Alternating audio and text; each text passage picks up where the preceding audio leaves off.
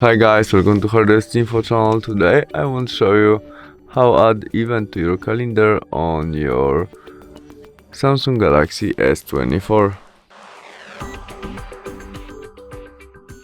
First, open settings application. Not settings, sorry, calendar application. You must find it.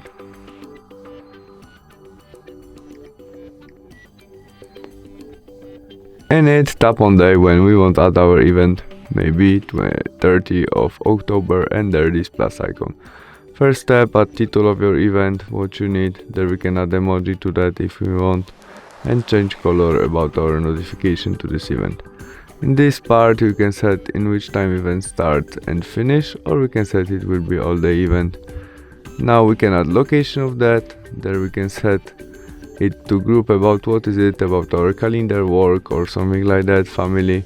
Repeat of that if we need it, maybe every month, or don't repeat, what you prefer. We can add notes to that, and we can make video conference when event starts. We can add attachment and invite some people. You can also set notification and you can make custom, and we get set what happened. We get only notification, we get mail also.